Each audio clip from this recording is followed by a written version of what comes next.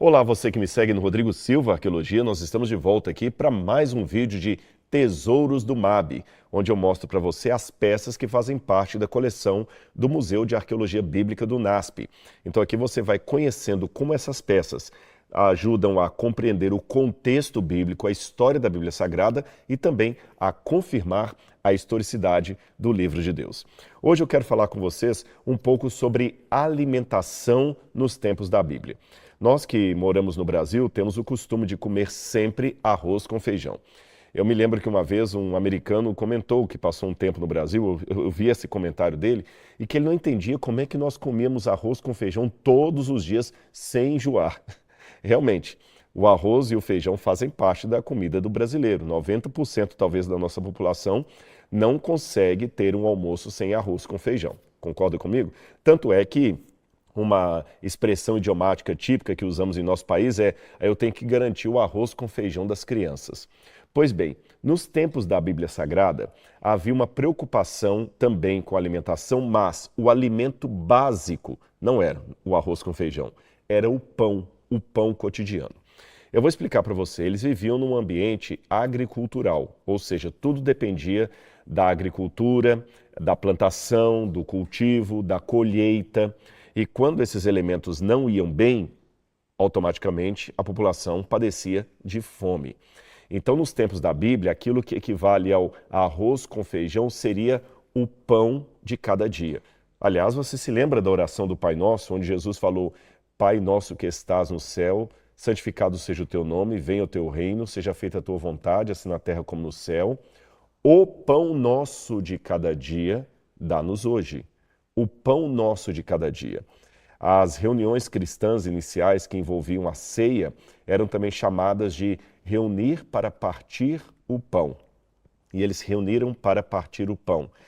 Você tem que dividir o seu pão com o seu semelhante, porque pão era a comida básica de todos os dias. É lógico, eles comiam outras coisas também. Eles comiam tâmaras, eles comiam hortaliças, eles comiam verduras, eles comiam outros tipos de frutas. Havia frutas realmente que eram mais raras. Por exemplo, a maçã era uma fruta muito sofisticada.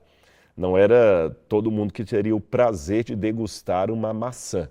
A maçã era um fruto realmente da elite. Seria quase como falar de caviar. Quantas pessoas conseguem saber qual que é o sabor de um caviar riquíssimo? Um caviar cujo potinho aí custa às vezes 4, 5 mil reais. Então seria mais ou menos isso. A maçã era muito rara. Frutas mais comuns você tinha a tamareira, a romã, eles tinham muito romã, a uva, também o figo, era muito comum comerem figo. Outros frutos já eram mais raros. Eles também conheciam já algumas hortaliças, eles conheciam a alface, você tinha também alguns temperos especiais, porém a comida cotidiana garantida era o pão. O pão feito basicamente de trigo ou cevada. O trigo, como era mais substancioso, o trigo como tinha mais nutrientes, era o pão mais caro. A cevada era um pão mais fraco, que sustentava menos. Então, quando uma pessoa estava, por exemplo, comendo um pão de trigo, ele estava comendo um pão melhor. Quando ele estava comendo um pão de cevada, ele estava comendo um pão menor, ou de menos qualidade. Você compreende? Aliás, você vê isso no Apocalipse, quando nós temos aquela visão do apóstolo João, o profeta do Apocalipse, quando ele viu aqueles cavaleiros que saíam da presença de Deus quando cada um dos selos eram abertos. E ele fala, está em Apocalipse capítulo 6, de um cavalo primeiro branco, depois ele fala de um outro cavalo vermelho, depois ele fala de um terceiro cavalo, que era um cavalo preto com uma balança na mão. E esse cavalo com a balança na mão, esse cavalo preto, tem esse seguinte dizer. Eu vou ler para você aqui, Apocalipse capítulo 6, versículo 6. Versículo 5 em diante. Quando o cordeiro quebrou o terceiro selo, ouvi o terceiro ser vivente dizendo: venha. Então olhei e eis um cavalo preto, e o seu cavaleiro com uma balança na mão. E ouvi o que parecia uma voz no meio dos 4 seres viventes dizendo: uma medida de trigo por 1 denário, 3 medidas de cevada por 1 denário. Não danifiques o azeite e o vinho. Aqui você tem uma composição bíblica de alguns elementos econômicos e culinários comuns da época. Porque veja bem, o trigo, a cevada e o azeite eram os ingredientes que nunca podiam faltar na casa de ninguém. O vinho também era um ingrediente que não podia faltar. Eu vou explicar para você a importância do vinho daqui a pouquinho. Mas veja que interessante. Se eu mencionei anteriormente que o trigo era mais caro do que a cevada, que o pão de trigo era mais nutritivo que o pão de cevada, então você vê que tem uma incoerência econômica predita aqui no Apocalipse. Porque ele fala, uma medida de trigo por 1 denário, 3 medidas de cevada por 1 denário. Ele está mostrando aqui uma situação onde a carestia estava tão grande, que com o equivalente a uma medida de trigo dava para comprar 3 medidas de cevada. Ou seja, as pessoas estavam preferindo comprar cevada para ter mais pão para comer do que comprar o trigo e ter assim apenas um pão para comer. Era uma situação realmente de carência de alimentação, de crise econômica, de crise alimentícia. E aqui também fala do azeite e do vinho que não eram para ser danificados. O azeite não servia apenas para alimentação. Eu já gravei um vídeo aqui no Tesouros do MAB mostrando como o azeite era importante nas lamparinas, nos medicamentos e outras coisas mais. Porém, aqui eu quero me deter mais no trigo e na cevada para falar da questão do pão cotidiano. Olha que interessante. Eu tenho aqui na mão 2 pratos que serviam como medidas, tá bom? Olha aqui. É um prato do período cananita, e ele servia tanto para a pessoa se alimentar, você podia colocar o alimento dentro dele, como também uma medida. Eu vou mostrar esse aqui para vocês. Eu tenho um segundo prato também do período cananita. Olha aqui, tá vendo? Ele também, esse aqui é até torneado, muito bem elaborado, muito bem preservado. Agora, eu quero mostrar para você aí em casa uma parte aqui do museu que está ali atrás, que não dava para eu trazer esses elementos aqui à mesa, porque são grandes. Mas você vai ver aí na sua tela agora. Você está vendo alguns vasos cananitas onde se guardavam grãos de cevada ou grãos de trigo. Perceba que eles são grandes. A pessoa, a dona de casa, tinha que pegar esse vaso e derramar os grãos dentro de um recipiente menor. Falando em recipiente menor, do lado desses vasos grandes, você tem alguns vasos menores para guardar azeite. Então você tem a composição do azeite e do grão de trigo ou cevada para preparar o pão cotidiano. Esses elementos que você vê agora estavam em casas de pessoas que viviam em Canaã na época em que os hebreus estavam ocupando o território. Ou seja, são elementos da época bíblica. Aliás, um parênteses aqui na minha explicação, a emoção que dá quando você está lidando com esses artefatos é fazer aquela pergunta, será que a pessoa que viveu nesse período, que usou esse elemento na casa dele, será que ela conheceu pessoalmente algum personagem da Bíblia? Será que teve a oportunidade de ouvir pessoalmente o discurso de um profeta de Deus? Isso enche a gente de emoção, saber que quem utilizou esse prato aqui viveu nos tempos em que a Bíblia, que eu e você lemos, ainda estava sendo escrita.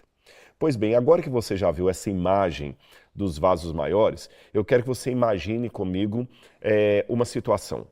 Veio o período da colheita farta, todo mundo ficou feliz, alegre, e começaram agora a fazer todo o processo ali de ceifar a colheita, tirar os grãos.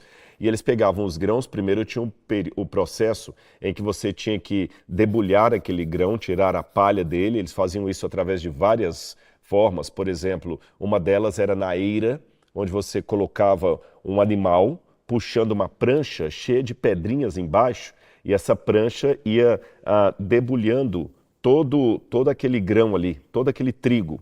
Então era simples. Eles pegavam um terreno liso, geralmente plano, espalhavam todo o trigo colhido ali e com essa prancha pesada, geralmente uma criança subia na prancha, as pedrinhas embaixo, e ali andando em círculos e tirando toda a palha do grão. Isso é chamado, justamente esse processo, é o chamado de eira, é a eira onde isso acontecia. A eiragem é quando eles fazem esse primeiro processo. Um segundo processo para separar ainda mais a casca a palha, era quando você fazia a cirandagem. Eles pegavam uma peneira, mas não é no sentido de peneirar, apenas para sacudir e jogar para cima. Porque ao sacudir e jogar para cima, esse peneiramento, essa cirandagem, também chamada de sacudidura, é quando você joga, a palha é levada pelo vento e os grãos caem novamente. E depois que você faz isso, você pega o grão puro e leva para casa. E onde é que você guarda esse grão? Nesses vasos de barro que eu mostrei para você no vídeo anterior, agora que você acabou de ver. Então você guardava. E a partir do momento que você tinha a sua casa toda cheia de estoque de grãos, você tinha comida garantida para você e sua família. Ou seja, você tinha o pão cotidiano, porque você tinha azeite guardado e você tinha também o grão. Então, como é que eles faziam agora? A partir desse processo, a família feliz, satisfeita, o armário da casa cheio de grãos, a dona da casa vai lá, pega aqueles vasos que você viu, derrama em vasilhas como esta, a medida está aqui, ela derrama, depois que ela pega aquele grão, ela calcula a medida pela quantidade de pessoas na casa dela. Ela calcula a medida pela quantidade de pães que ela tem que fazer. Então ela pega aqueles grãos e ela traz para uma pedrinha pequena como essa aqui. Tá vendo? Eu tenho aqui uma pedra maior para provocar justamente a frissura. E aqui você coloca os grãos e você começa a justamente fazer aquele processo para transformar o grão em pó, em farinha. Você vai triturando aqui, olha, triturando. Você faz aquele processo e vai triturando. Há outros moedores de grãos, há outros processos de você fazer a tritura do grão para virar farinha. Esse aqui era o portátil que ficava dentro da casa. Alguma mulher usou isso aqui, tá certo? Nos tempos da Bíblia. Isso era muito utilizado. Aliás, quando você vai no Evangelho de Mateus, capítulo 24, Jesus fala sobre a volta dele. 2 mulheres estarão no moinho, uma será tomada e deixada a outra.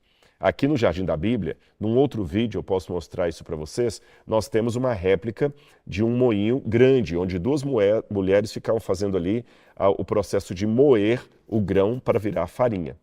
Depois que ela moía aqui e virava farinha, ela misturava a farinha novamente em recipientes como este, junto com o azeite.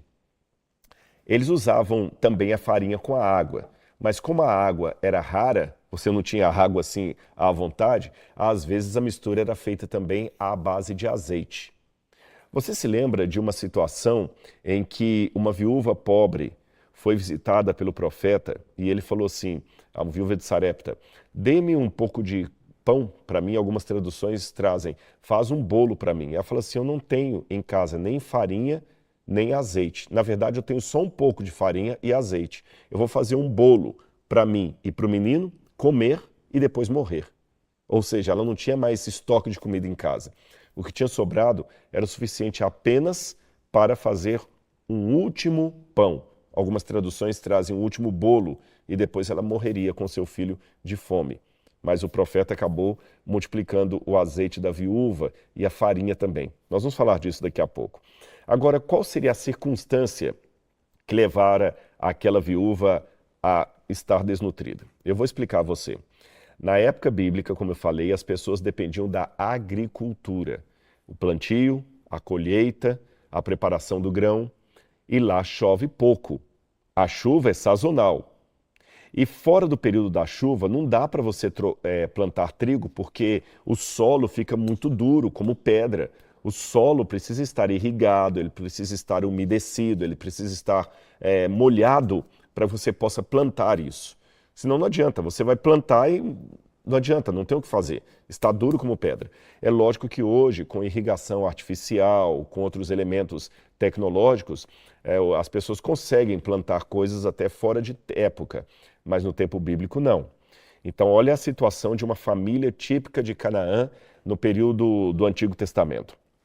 Plantou, colheu, encheu os vasos, aqueles vasos que eu mostrei, de trigo. Você vai gastando os grãos de trigo para fazer pão todo dia para sua família. Com base nisso, o nível do trigo que você estocou vai diminuindo. Cada vez que você pega, eu vou pedir para colocar de novo na tela os vasos que nós mostramos, você vê esses vasos aí. Cada vez que a dona de casa derramava um vaso desse numa tigela para tirar um pouco de grãos para fazer a farinha, você vai diminuindo o nível de trigo que está dentro desses vasos. Pois bem, com isso o seu estoque de trigo vai diminuindo. A esperança é que o trigo da sua casa dure até a próxima colheita. Mas e se a colheita atrasar? E se a chuva não vier? Nesse episódio específico da viúva de Sarepta, eles estavam enfrentando uma seca que já durara anos. Então imagina, se a chuva não vem, não tem como plantar. Se os grãos na sua casa estão acabando, você não pode fazer como hoje. Olha, acabou o leite, então vou ao supermercado ali comprar, vou à padaria buscar pão. Não era assim que funcionava.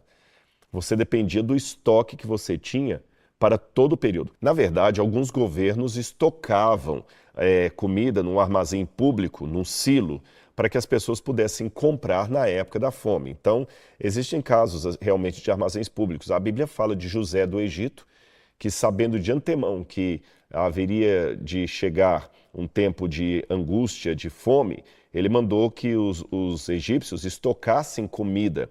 E quando veio a fome, o Egito tinha comida para vender para as pessoas nos armazéns públicos. Em cidades bíblicas, como por exemplo a cidade de Meguido, há um silo muito grande que o rei mandara fazer para estocar comida para distribuir ou vender para a população na época de fome. Isso é verdade.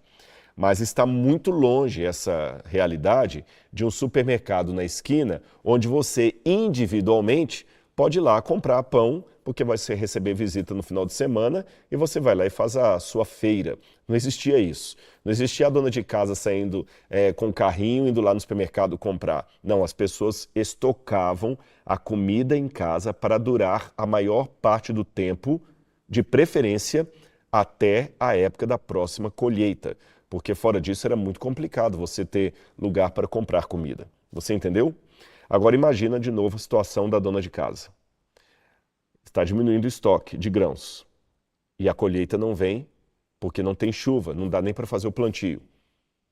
E a quantidade está diminuindo, os grãos estão diminuindo, e aí o marido chega para a mulher e fala: meu bem, maneira agora na comida.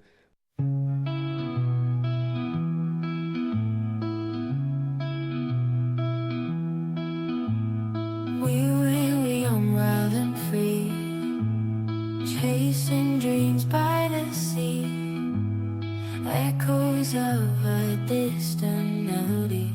In the lights, just you and me. Photographs and shades of gold, stories that we've never told, memories that never grow old. In this heart, they're always bold. Time moves on, but we stay here. In the moments crystal clear, echoes of the yesteryear. In our hearts we hold them near. Fading memories in the light, lost in whispers of the night. In the silence we take flight, holding on to what feels right. Walks through streets of neon glow, silent whispers, tales of woe. In the dark our secrets show.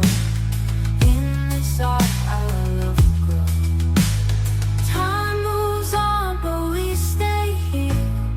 In the moments crystal clear, echoes of the yesteryear. In our hearts we hold them near. Fading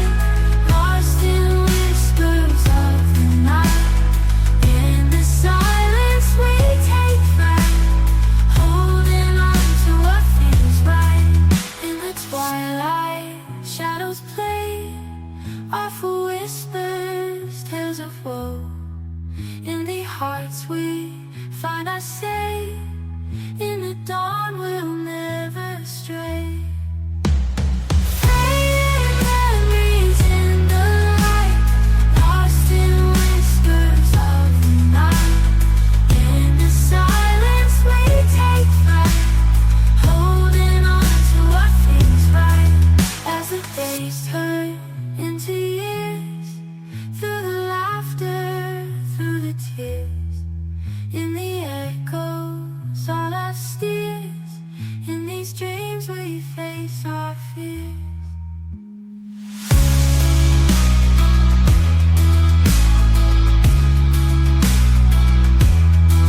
As the days turn into years, through the laughter, through the tears, in the echoes all our steers, in these dreams we face our fears.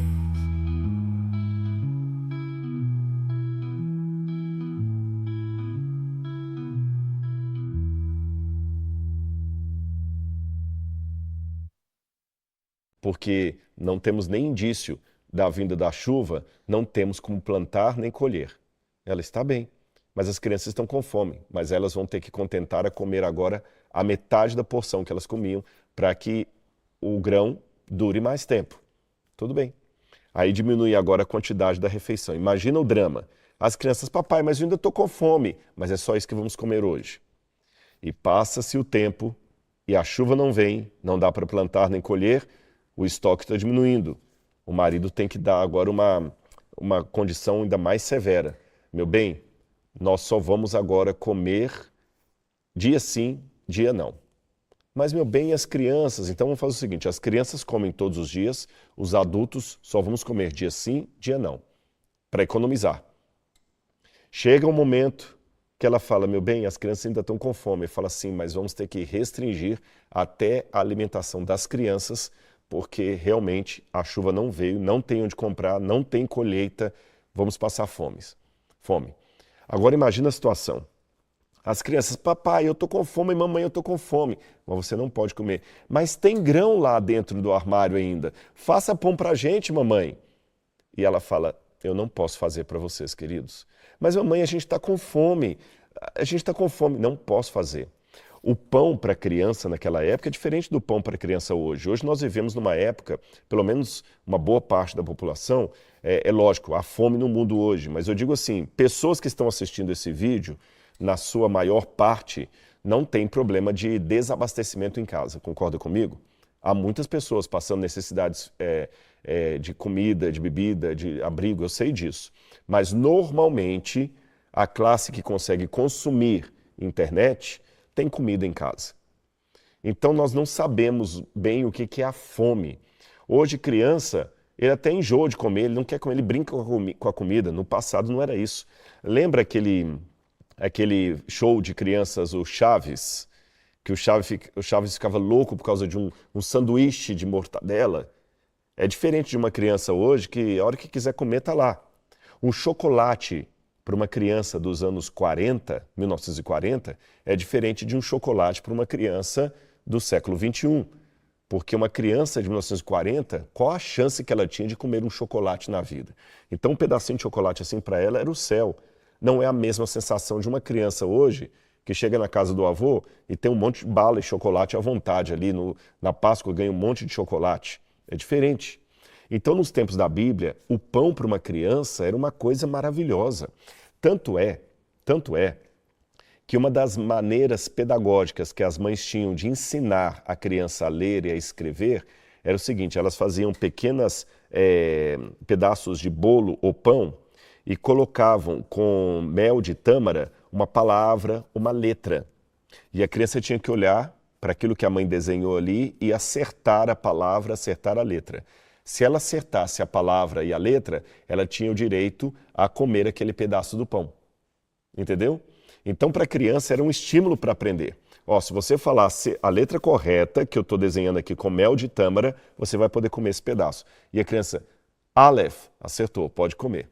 E a criança ficava feliz, porque ela sentiu o gosto do pão com o mel de tâmara dentro assim. Agora eu vou acertar outra. Por isso que a Bíblia usa essa analogia para falar, por exemplo, tão logo eu encontrei a sua palavra, me alimentei dela. Lembra o profeta falando que ele comeu a palavra do Senhor e que ela era doce na boca como mel? Vem dessa situação essa ilustração profética. Agora vamos voltar à situação do adiamento do plantio. Não tem chuva, a família não tem mais o que comer e o pai, a duras penas, está segurando ali naquele vaso de argila um pouco de grãos. As crianças estão pedindo pão, mas ele fala, eu não posso dar esse grão para vocês. As crianças não entendem. Para elas é uma maldade. Por que papai não está deixando mamãe fazer pão para a gente se tem grão lá dentro do armário, lá dentro daquele vaso de barro? Mas ele tem que segurar aquele grão. Sabe por quê? Agora vamos imaginar um final feliz. Começa a chuva. E quando a chuva cai, a primeira chuva, que você tem vários períodos de chuva em Israel, você tem a chuva temporã, você tem a chuva serôdia, você tem a chuva de inverno, a chuva que prepara a terra para o plantio, a chuva que prepara a plantação para colheitas.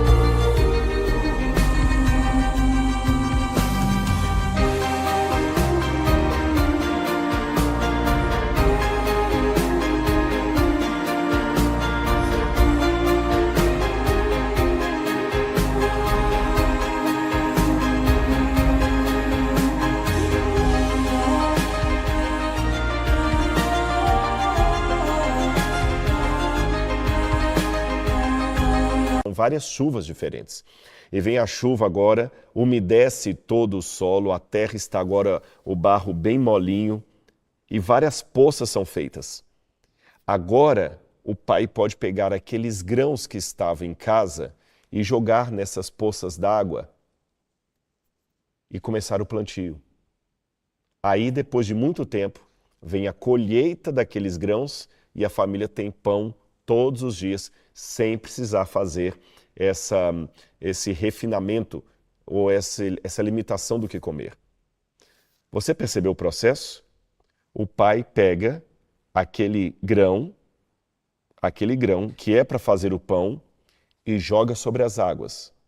E quando ele brota, cresce e dá a colheita, você tira aquele grão e está pronto para fazer novos pães a partir daquele. Este cenário é o que ilustra o que nós lemos aqui no livro de Eclesiastes, capítulo 11, versículo 1. Lança o seu pão sobre as águas, porque depois de muitos dias você o achará. Percebeu agora o significado desse verso? Não é que a pessoa vai pegar agora um pacote de pães da Seven Boys ou da Vic Bold e vai jogar lá no meio do rio e depois de um tempo vai ficar esperando o pão aparecer para ele. Não é isso. É esse grão que estava em casa, que o pai guardava a duras penas, que depois ele lança sobre as águas e ele frutifica e dá novos grãos. Gostou dessa explicação? Fez sentido para você? Então deixe-me aproveitar e fazer um convite para você. Explicações como esta e muito mais profundas do que esta estão esperando por você na plataforma A Bíblia Comentada. Ali nós temos informações de grego, hebraico, arqueologia, finanças da Bíblia e o nosso curso A Bíblia Comentada com Rodrigo Silva, que também está ali, onde eu e alguns colegas estamos explicando a Bíblia para você passo a passo, desde o Gênesis até o Apocalipse. Aliás, nós já estamos agora comentando os livros do Novo Testamento. Então, só falta você nesse time, nessa família que toda semana estuda a Bíblia Sagrada comigo. Eu tenho muita coisa para contar para você. Que Deus abençoe você e sua família. Até o nosso próximo encontro aqui no Tesouros do MAB.